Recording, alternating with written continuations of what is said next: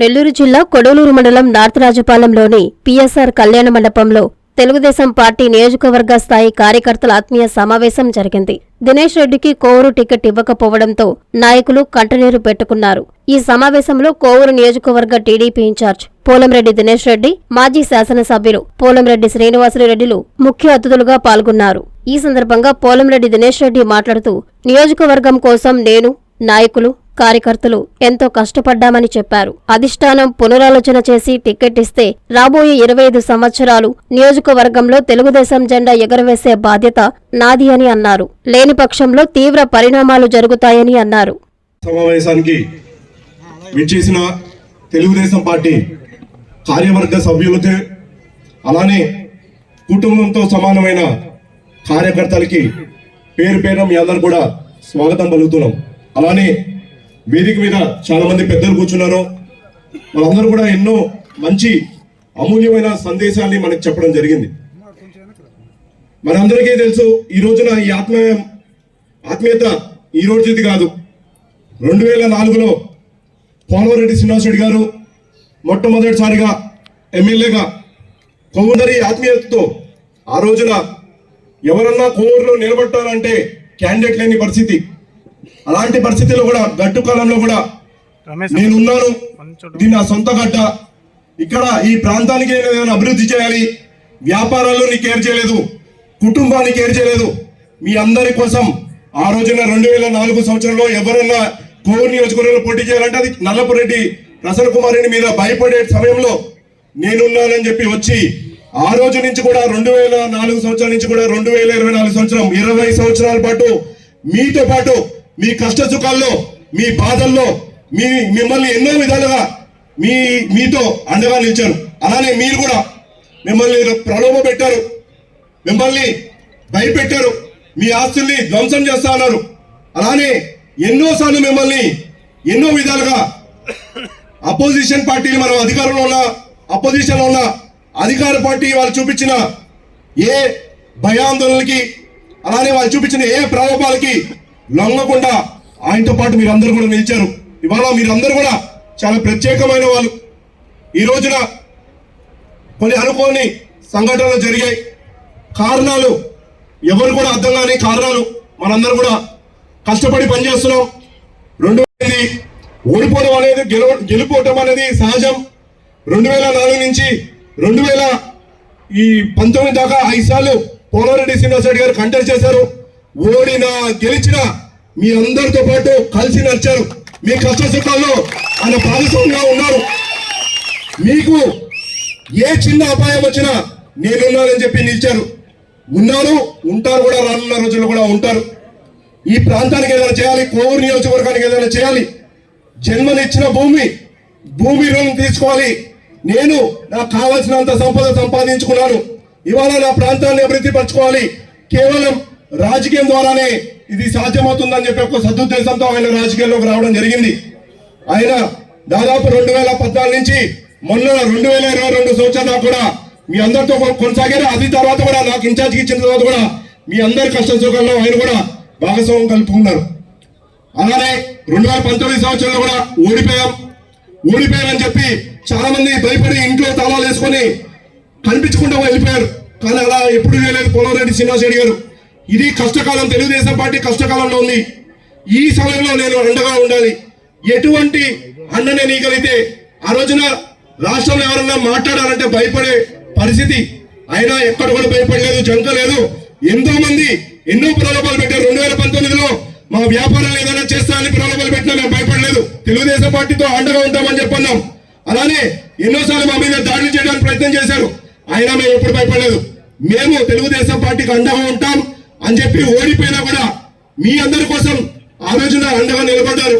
అలానే 2022 సంవత్సరంలో ఆ రోజున స్వర్గీయ శ్రీ నందమూరి గారి శత జయంతిని పురస్కరించుకొని యువతకి 40% సీట్లు ఇస్తానని చెప్పి నారా చంద్రబాబు గారు చెప్పారు.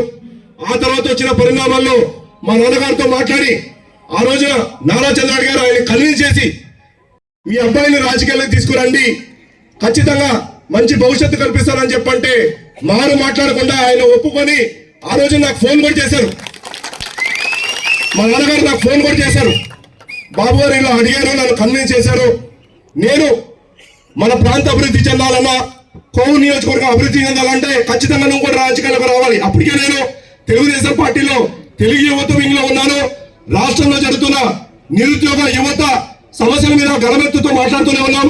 కానీ అది ఫుల్ టైం వర్క్ కాదు. నా వర్క్ నేను చేసుకుంటూ, నా వ్యాపారం నేను చేసుకుంటూ, పార్టీకి ఏ రోజైతే నా సేవలు అవసరమో ఆ సేవల్లో నేను చురుగ్గా పాల్గొనేవాడిని. అలాంటి సమయంలో మా నాన్నగారు ఫోన్ చేసి మాట చెప్పారు నాకు, ఇలా బాబు గారు అన్నారు, లోకేష్ అన్నకి నువ్వు తోడుగా ఉండాలి. అలానే పార్టీకి కష్టకాలంలో మనం గెలుస్తామా ఓడిపోతామా అనేది మనకు తెలియదు. ఇవాళ పార్టీ ఆ రోజున 2022 సంవత్సరంలో తెలుగుదేశం పార్టీ 2019 తర్వాత తెలుగుదేశం పార్టీ మళ్ళీ గెలుస్తుంది 2024 సంవత్సరంలోనే ఎవరికి నమ్మకం లేదు, ఎవరు కూడా నమ్మలేదు. మనమే కాదు, అన్ని జిల్లాల్లో ఉన్న అన్ని కాన్స్టిట్యూన్సీలు కూడా తెలుగుదేశం పార్టీ గెలుస్తుందని చెప్పి ఎవరు కూడా నమ్మకం పెట్టుకోలేదు. గెలిచినా ఓడినా మనము తెలుగుదేశం పార్టీ గణాన్ని ప్రజల్లోకి తీసుకెళ్ళాలి. మనం పోరాటం చేయాలి. మన ప్రాంతంలో జరుగుతున్న దోపిడికి నువ్వు అడ్డుకట్టుగా ఉండాలి అని చెప్పి మా నాన్నగారు కోరారు. నా వ్యాపారాన్ని పక్కన పెట్టాను, నేను చేస్తున్న పనులను పక్కన పెట్టాను, నా కుటుంబాన్ని పక్కన పెట్టాను. పార్టీ కోసం ఏ రోజైతే నాకు ఇన్ఛార్జ్ గా బాధ్యత చేశారో ఆ రోజు నుంచి కూడా మీ అందరి సహకారంతో ఎన్నో కార్యక్రమాలు చేశాం. నియోజకవర్గంలో మనకు తెలుసు ఎన్ని దోపిడీ జరిగాయి. ఇసుక దోపిడీ, గ్రామీణ దోపిడీ, ప్యాకెట్ క్లబ్లు రన్ చేస్తున్నారు. అలానే రైతులకి నీళ్ళకుండా ఇబ్బంది పెడుతుంటే ప్రతి ఒక్క ఇబ్బందిలో నేను నా గలమెత్తి మీ అందరికీ అంటే ప్రజలకు అండగా నిలిచాను. మీ అందరి సహకారంతో ఆ కార్యక్రమాలన్నీ కూడా చేశాం. అలానే తెలుగుదేశం పార్టీ మనకి ఏ కార్యక్రమం ఇచ్చినా ఆ కార్యక్రమాన్ని కూడా మనం ముందుకు తీసుకెళ్ళడం జరిగింది. ఎప్పుడు కూడా పార్టీకి విధేయుడుగా ఉండాలి కాదు, రానున్న 20 ఏళ్ళు 25 ఏళ్ళు కూడా ఆయనకి నేను అండగా ఉండాలి, తెలుగుదేశం పార్టీకి అండగా ఉండాలని చెప్పి సదుద్దేశంతో నేను రాజకీయాలకు రావడం జరిగింది. నేను గెలుస్తానని ఓడతానని ఆలోచించాను. 2024 ఎలక్షన్ వస్తే నాకు 2023 తెలుసు గెలుస్తానా ఓడతానా అని చెప్పి నేను ఎప్పుడు కూడా ఆలోచించలేదు. నా ముందున్న లక్ష్యం మా నియోజకవర్గాన్ని అభివృద్ధి చేయాలి, మా ప్రజలు పడుతున్న సమస్యలు తెలుసుకోవాలి. రేపు ఖచ్చితంగా ప్రజల సమస్యలు తెలుసుకొని వాళ్ళకి భరోసా కల్పిస్తే రేపు ఖచ్చితంగా నాకు అవకాశం కల్పిస్తారు. అవకాశం కల్పించినప్పుడు కార్యకర్తలు కాపాడుకోవాలి, వాళ్ళు పడుతున్న వాళ్ళ ఇబ్బందులన్నీ కూడా తొలగించాలి. అలానే కోవూరు నియోజకవర్గాన్ని అభివృద్ధి చేయాలనే లక్ష్యంతో మాత్రమే నేను ముందుకు సాగాను. మనందరికీ తెలుసు ఇవాళ పరిస్థితి ఎలా ఉందో. మనం ఏదైనా భోజనం చేయాలంటే ఎవరిని అతిథులను పిలిస్తే ఏం చేస్తాం? ముందుగా అన్నాన్ని వండుతాం, కూరల్ని వండుతాం, ఇసురాకుని కట్ చేస్తాం, అరిచి నుంచి ఇసురాకుని కట్ చేసుకొని వస్తాం, నీటికి వడ్డించి ఇవాళ అన్నాన్ని మనం నీట్గా అన్ని ప్రిపేర్ చేసుకొని ఈ ప్రిపరేషన్ అంతా చేసుకొని ముద్ద నోట్లో పెట్టుకునే సమయానికి ఇవాళ నీకు కాదు, ఇవాళ వేరే వ్యక్తికి ఎవరు మేము ఇస్తామని చెప్పాను. నువ్వు అన్నం వండిన సంగతి, మనం అన్నం వండిన సంగతి, కూర వండిన సంగతి, అలానే అరటి చెట్టు కోసి ఆకు తీసుకొచ్చిన సంగతి, దాన్ని కడిగిన సంగతి, దాన్ని కలిపి ముద్ద చేసేదాకా మనం ఇవాళ చేస్తే ఇవాళ వేరే వాళ్ళకి అప్పచెప్తామని చెప్పి ఇవాళ నారా చంద్రబాబు గారు చెప్పడాన్ని నేను కార్యకర్తలు అందరూ కూడా ఏకీభవించట్లేదు. దాన్ని నేను కూడా ఏకీభవిస్తున్నాను.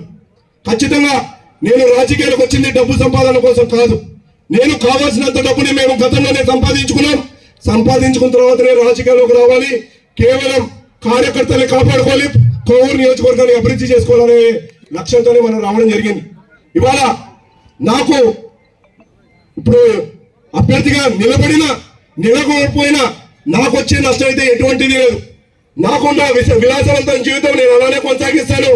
అలానే ఎలా అయితే గతంలో మాకు జరిగేవన్నీ కూడా మాకు అలా జరుగుతాయి. కానీ మన పరిస్థితులు అలాంటివి కాదు. మీరందరూ కూడా నన్ను నమ్మి చాలా మంది కొత్త వాళ్ళు ఇవాళ రాజకీయాల్లోకి రావడం జరిగింది. అలానే గతంలో మా నాన్నగారితో ప్రయాణించిన ప్రతి ఒక్కరు కూడా ఆత్మీయులు ప్రతి ఒక్కరు కూడా నాతో పాటు కొనసాగించారు. నేను నడుద్దామంటే నడిచారు, పరిగెత్తామంటే పరిగెత్తారు, కూర్చుందామంటే కూర్చుందాం. అలానే ఏ పని చెప్పినా కూడా వీరందరూ కూడా నాకు సహకరించి ప్రతి ఒక్కరు కూడా నాతో పాటు కాలు నడిపి జరపడం జరిగింది. ఎప్పుడు కూడా మీరు కార్యకర్తలు, నేను ఇన్ఛార్జిని అని చెప్పి ఎప్పుడు కూడా మిమ్మల్ని దూరం పెట్టలేదు. ఎలా అయితే ఒక దళం ఉంటుందో, మనకి యుద్ధం చేసేటప్పుడు ఒక దళం ఉంటుందో, దళానికి సైనికులు ఉంటారు, దళాధిపతి ఉంటారు. అలాగే మీ అందరితో పాటు నడిచాను. మీ అందరికీ ఒక దళాధిపతిగా ఉండి మీకు ఒక దిక్సూచిగా ఉండాలని మాత్రమే నేను ప్రయత్నించాను. కానీ ఎప్పుడు కూడా నేను కూడా వేరుగా చూడాలి. మా కుటుంబ సభ్యులు చూశాను. ఏ రోజు మీరు మా ఇంట్లోకి వచ్చినా మా లేదు, ప్రతి ఒక్కరు కూడా డోర్స్ ఓపెన్ ఉంటాయి. ఏ సమయంలో ఉన్నా మీరు రాత్రి 11 గంటలకి 12 గంటలకు కాల్ చేసినా కూడా ఆ రోజున మీకు అందుబాటులో ఉండి సేవ చేయాలనే ఆలోచనలోనే నేను ముందుకు కొనసాగాను. అయితే ఇవాళ పరిస్థితులన్నీ మారాయి.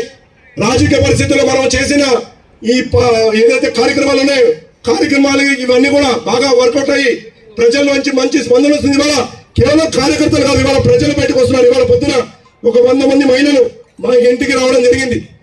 అబ్బాయి ఎవరు నిలబడినా నాకు మేము మనసులోని ముద్ర వేసేసుకున్నాం. నువ్వే తెలుగుదేశం పార్టీ అభ్యర్థిని మేము మనసులో వేసేసుకున్నాం. ఖచ్చితంగా నువ్వు మా ముందుకు రావాలని చెప్పి వాళ్ళందరూ కూడా కోరడం జరిగింది. అలానే ఎంతో మంది నాకు ఫోన్ చేసి అధైర్యపడద్దు, నారా చంద్రబాబు గారు మళ్ళీ ఆలోచిస్తారు, మళ్ళీ పునరాలోచించి ఆయన మళ్ళీ కూడా మీ అందరికీ అండగా నిలుస్తారని చెప్పి అందరూ కూడా చెప్పడం జరిగింది. మేమైతే ఎప్పుడు కూడా ఊహించని సిచ్యువేషన్ ఇవాళ ఫేస్ చేస్తున్నాం. కానీ మీరెవరు కూడా ఇవాళ కార్యకర్తలందరూ కూడా నేను మీ అందరూ కూడా భరోసా కల్పిస్తున్నాను. మిమ్మల్ని అందరినీ ఎక్కడ విడిచిపెట్టిపోయేది లేనే లేదు. ఖచ్చితంగా ఏ విధంగా అయితే మీకు గతంలో అండగా నిలిచామో అలానే ఇప్పుడు నిలుస్తాం, రానున్న రోజుల్లో కూడా నిలుస్తాం. మీరందరూ ఖచ్చితంగా నా కుటుంబంలో నాకు ఎలా అయితే మా అమ్మగారు, నాన్నగారు, మా చెల్లెలు, మా భార్య, మా పిల్లలు, మా ఇంట్లో పిల్లలు ఎలా అయితే ఉంటారో అలానే మీరందరూ కూడా మా కుటుంబ సభ్యులే. ఖచ్చితంగా మీ బాగోగుల కోసం నేను కూడా నా ప్రయత్నం చేస్తాను. ఇవాళ ఈ సభ ద్వారా నేను నారా చంద్రబాబు గారికి మరొకసారి విన్నపం చేసుకున్నాను. మేము శక్తి వంచన లేకుండా తెలుగుదేశం పార్టీ అభ్యున్నతి కోసం, తెలుగుదేశం పార్టీ గెలుపు కోసం ఇవాళ ఇక్కడ చాలా మంది చెప్పారు. ఎంతమంది నమ్మకం లేదు తెలుగుదేశం పార్టీ గెలుస్తుందని. కానీ గెలిచినా ఓడినా తెలుగుదేశం పార్టీ ఎంతవరకు జనాల్లోకి వెళ్ళగలిగితే అంతవరకు వెళ్దామని చెప్పి ముందుకు సాగాను. ఆ నమ్మకాన్ని ఇవాళ నాతో పాటు ఇక్కడ ఉన్న అందరికీ కూడా కల్పించడం జరిగింది.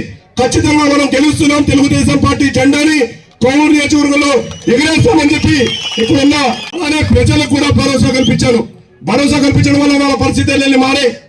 ఖచ్చితంగా తెలుగుదేశం పార్టీ గెలవబోతుందని చెప్పి ఇది కేవలం మన నియోజకవర్గంలో కాదు, నెల్లూరు జిల్లాలో కాదు, రాష్ట్రంలోనే కోవూరు నియోజకవర్గం ఖచ్చితంగా నెల్లూరు జిల్లాలో గెలవబోతుందని చెప్పి ఒక ఓర్వడిని మనం తీసుకొచ్చాం. అంతా బాగున్న సమయంలో ఇలాంటి నిర్ణయం తీసుకోవడం నారా చంద్రబాబు గారు నాకు కూడా బాధాకరంగా ఉంది. ఆయన్ని మరొకసారి పునరాలోచించమని చెప్పి ఆయన ఖచ్చితంగా కోరుతున్నాను. అలానే నారా లోకేష్ గారు మొట్టమొదటి నుంచి కూడా నేను రాజకీయాల్లోకి వచ్చినప్పటి నుంచి కూడా నాకు అండగా నిలిచాను. ఆయనను కూడా మళ్ళీ ఒకసారి నేను కోరుతున్నాను. మీరందరూ కూడా మరొకసారి పునరాలోచించండి. మా కార్యకర్తలు ఇవాళ మీరు అందరూ కూడా చెప్తూనే ఉంటారు ఎప్పుడు కూడా నారా చంద్రబాబు గారు తెలుగుదేశం పార్టీ కుటుంబ సభ్యులు 70 లక్షల మంది కార్యకర్తలున్న కుటుంబం తెలుగుదేశం పార్టీ. దాన్ని నేను గట్టిగా నమ్మాను. అలానే మన కార్యకర్తలు కూడా కుటుంబ సభ్యులాగానే నేను ట్రీట్ చేశాను. కాబట్టి ఇవాళ అందరూ కూడా ఇవాళ నా కోసం ఇంతమంది ఉన్నారు. వీళ్ళందరి అభిప్రాయం మీరు తీసుకోండి. వీళ్ళందరూ మీ ప్రజల అభిప్రాయం తీసుకోండి, కార్యకర్తల అభిప్రాయం తీసుకోండి. ఏది బాగుంటే ఖచ్చితంగా నిర్ణయానికి నేను కట్టుబడి ఉంటానని చెప్పి నారా చంద్రబాబు గారు చెప్తారు. ఇవాళ ఇక్కడ వచ్చిన కార్యవర్గ సభ్యులను చూస్తేనే మీ అందరూ కూడా అర్థమవుతుంది. తెలుగుదేశం పార్టీ అధ్యక్షుడికి, జాతీయ అధ్యక్షులు నారా చంద్రబాబు గారికి, అచ్చెన్నాయుడు గారికి, నారా లోకేష్ గారికి మరొకసారి నేను ఈ సభ ద్వారా మీ అందరూ కూడా కోరుతున్నాను. మరొకసారి మీ ఆలోచన మరొకసారి పునరాలోచించండి.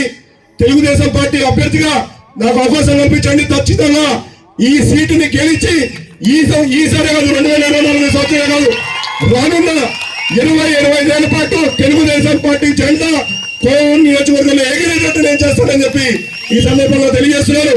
విధి లేని పరిస్థితులు కలిగితే ఖచ్చితంగా కార్యకర్తల మనోభావం వాళ్ళు కాపాడుకునే పరిస్థితి కానీ నాకు వచ్చిన పరిస్థితి వస్తే మాత్రం ఖచ్చితంగా బరిలో నేను ఉంటానని చెప్పి ఈ సందర్భంగా తెలియజేస్తూ సెలవు తీసుకున్నాను. మరొకసారి నారా చంద్రబాబు గారు, నారా లోకేష్ గారు ఏదైతే మీరు డెసిషన్ తీసుకున్నారో ఆ డెసిషన్ ని మరొకసారి పునరాలోచించాలని చెప్పి మిమ్మల్ని అందరూ కూడా కోరుకుంటూ సెలవు తీసుకుంటాను.